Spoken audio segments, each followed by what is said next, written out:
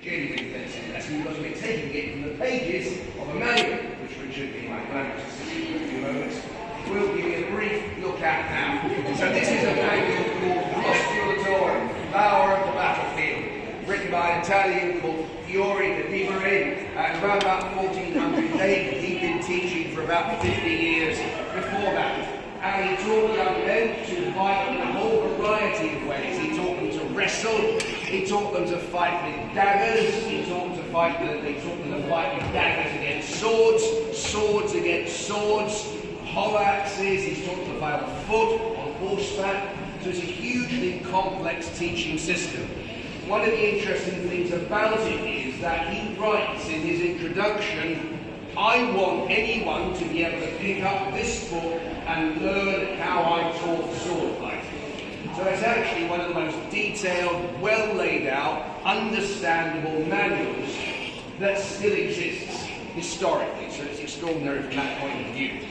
And what we're going to do is essentially, we're going to look first of all at a play which is a sequence from the manual that's designed to give you a number of different opportunities for attack and defence.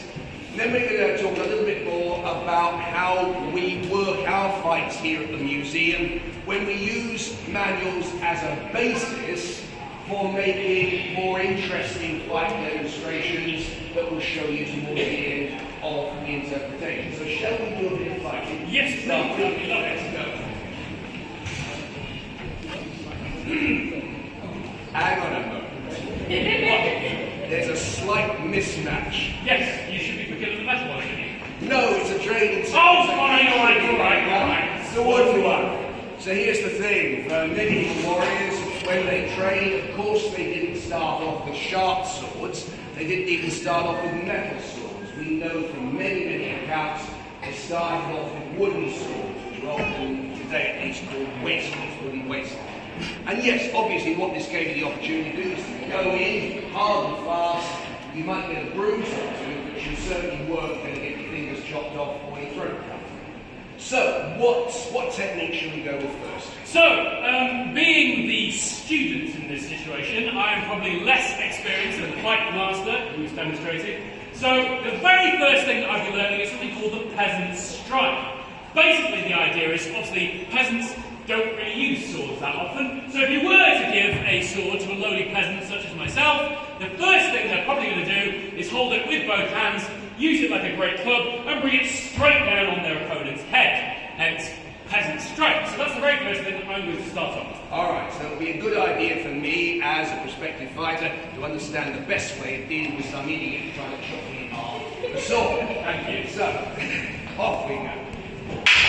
That's the way you do it. Right? He's going to come down with a straight cut like that. He comes in, I step off with my left leg and my right leg. And as my right leg's swinging back, I whip the sword around and striking anywhere, obviously from the arm, straight through the neck to the head. That is an attack.